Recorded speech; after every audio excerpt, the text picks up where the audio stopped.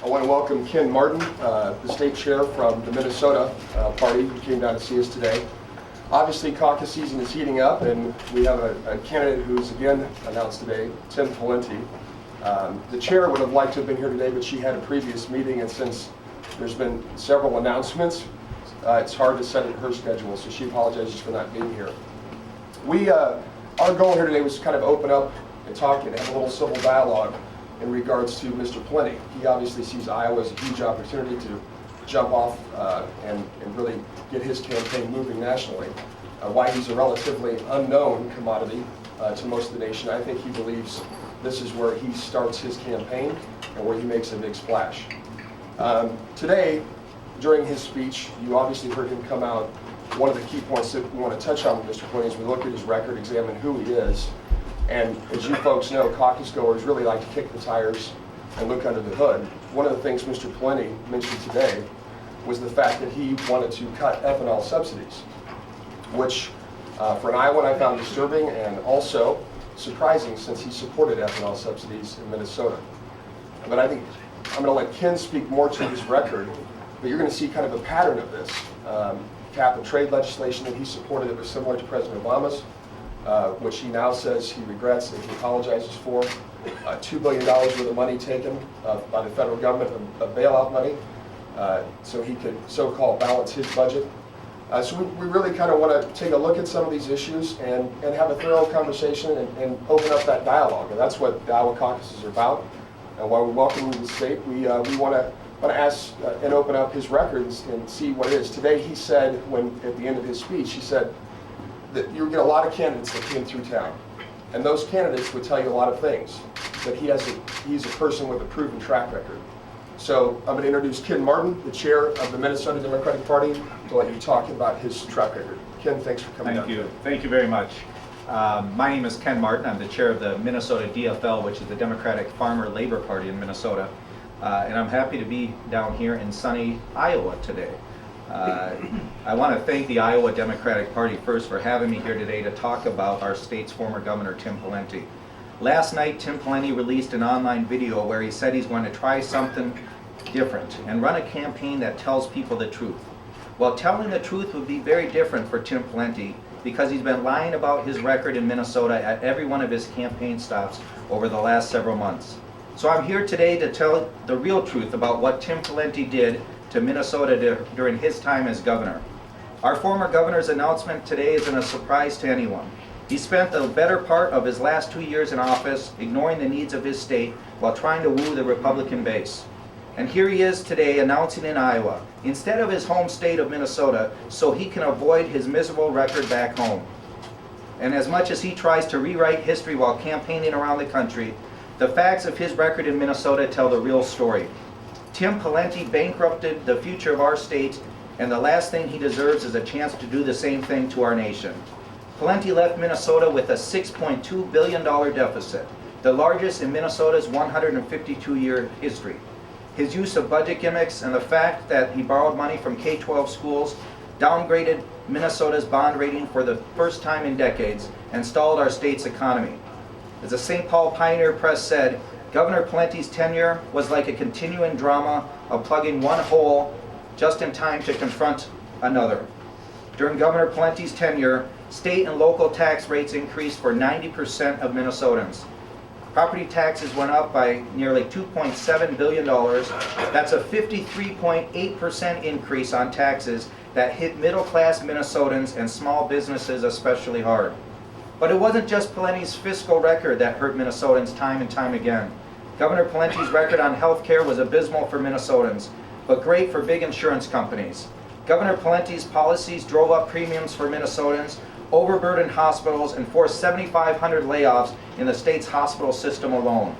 The number of uninsured Minnesotans jumped from 6.1% in the year before he was elected to 9.1% in 2009.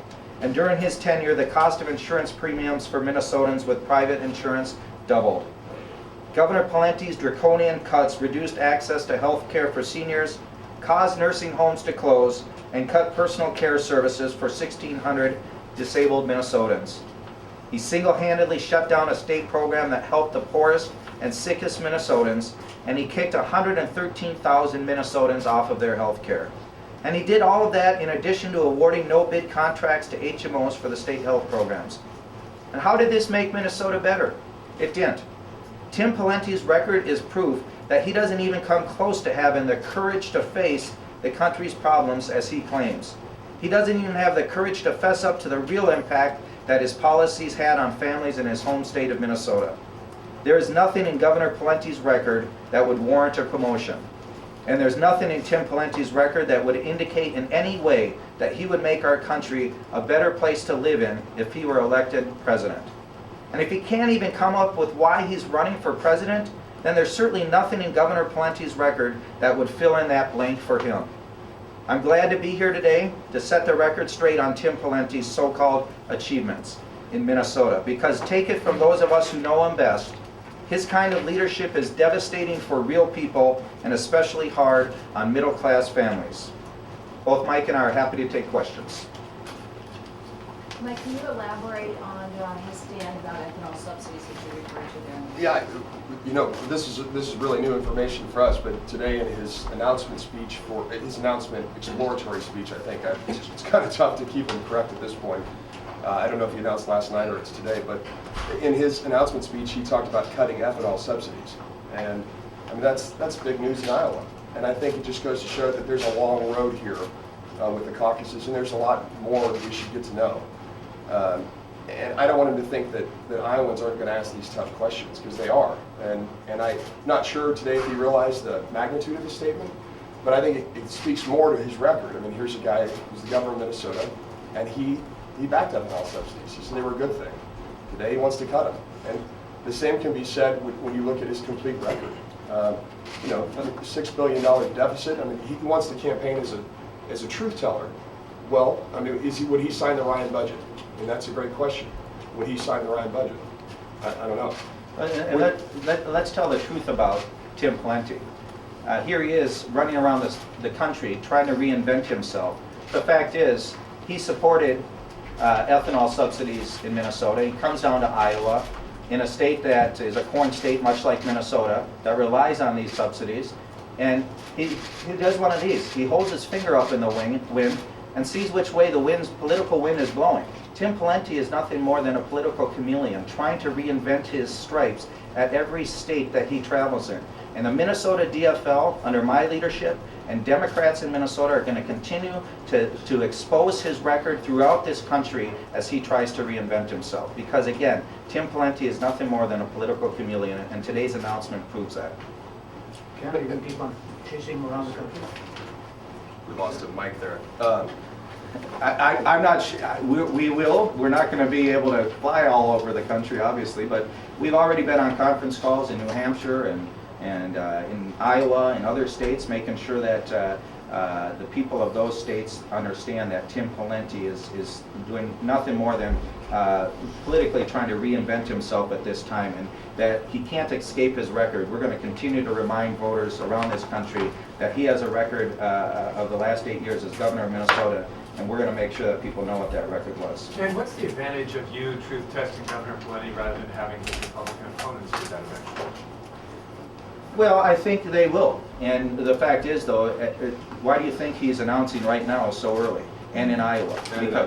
Because he wants to run away from his record. And the fact is that I think in due time his Republican opponents and others will highlight some of his failures as governor. But we're going to continue to do so because we think it's important for all people in this country to understand exactly what Tim Pawlenty did as governor. And it's easy to say one thing in another state when no one's there to hold your feet to the fire. But we're going to be there to hold his feet to the fire. Well, Ken, on the issue of ethanol subsidies, isn't it true that farm subsidies, like everything else, has to share in the pain of cutting the budget? And he claims what he's going to be about is telling the truth about things that need to be cut.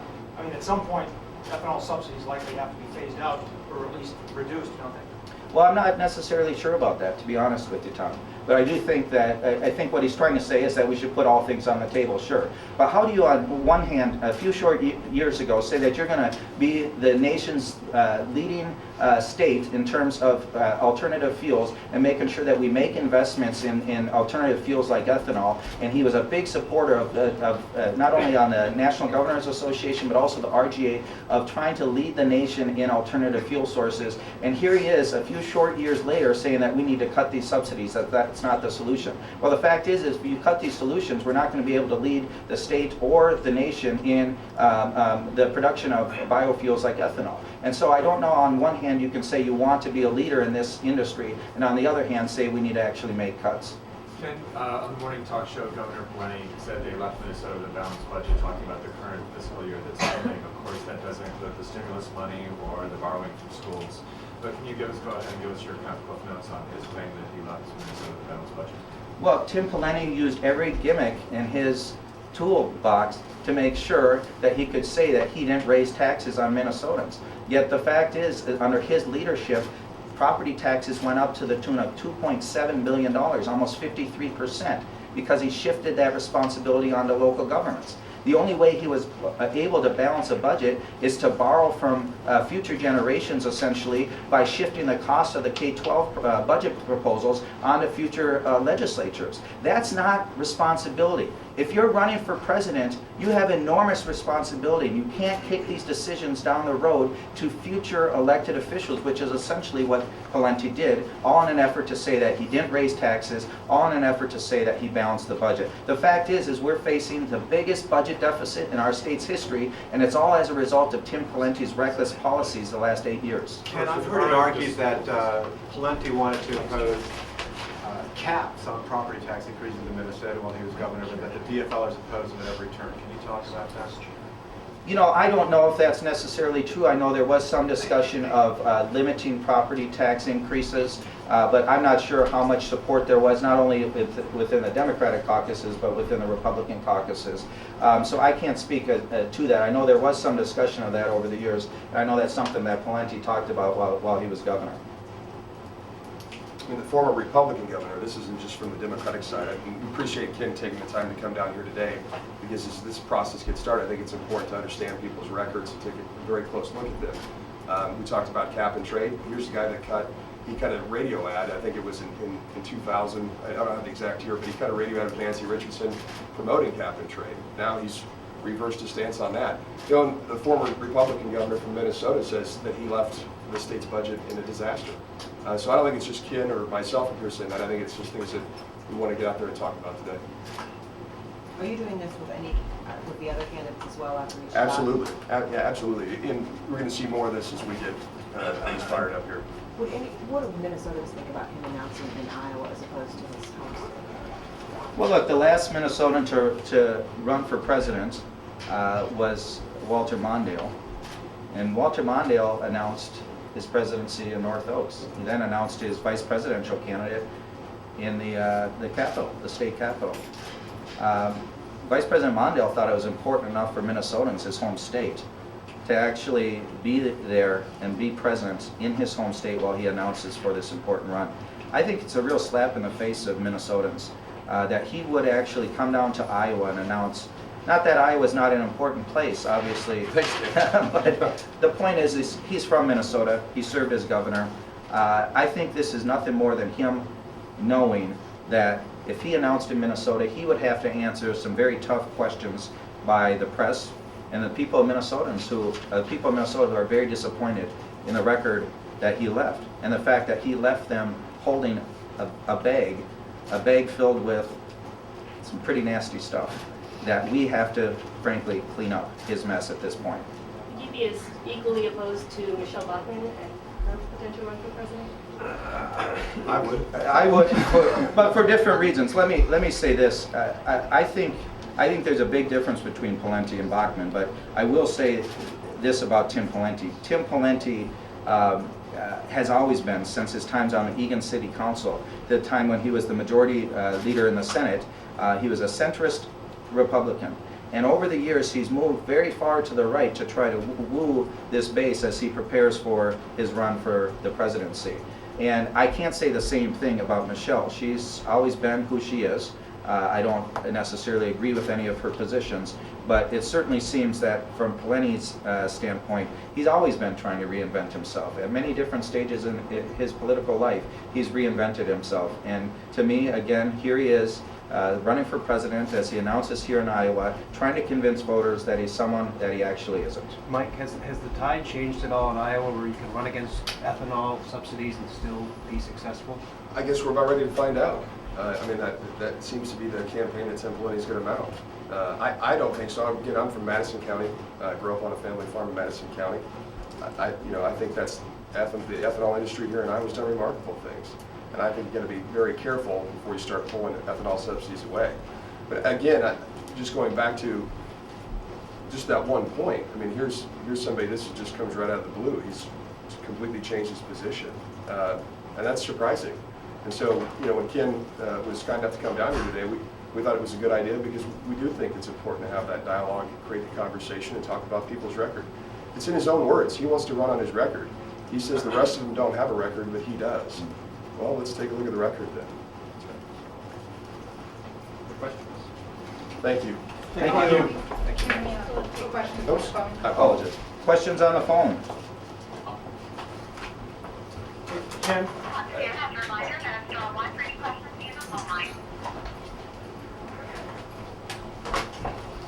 While they're waiting for a question there, Walter Mondale ended up only winning one state, and it was Minnesota. But he announced it. Is maybe a different strategy? What's called? Well, maybe that's why. Who knows? Well, look, I understand why Tim Pawlenty would want to come down here. He wants to create buzz. He's currently, last in most polls that you see. He has to create a splash here. So, I understand from a campaign operative point why you would want to announce down here. This is a very important state in terms of presidential politics.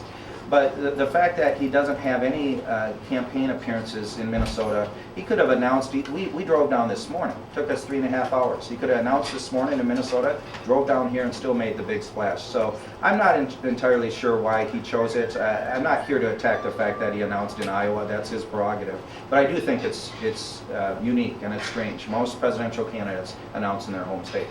Ken, I'm going to try this one more time. Don't you give more credibility to his campaign if he's last in the polls or near the bottom? Don't you just give him more credibility and his campaign more credibility? Why not let the Republicans eat him up if that's the case? Have them eat their own. Well, I think you're right to an extent, Tom. We have to. I feel it's our responsibility to make sure that people know exactly where he's at on these issues. Until they start to take him more seriously, we're going to keep letting people know what his true record is. So I don't disagree with it. And I'm just going to bounce right off the back that, I also think we've also learned from past election cycles that if you sit here silent, you don't talk about things, you can't just assume that other folks will bring them up and other folks will take a look at the record. That's our job, is to put the information out there and let the citizens decide what's best as they go to those caucuses. Thank you. Thank you very much. And do we have any other questions on the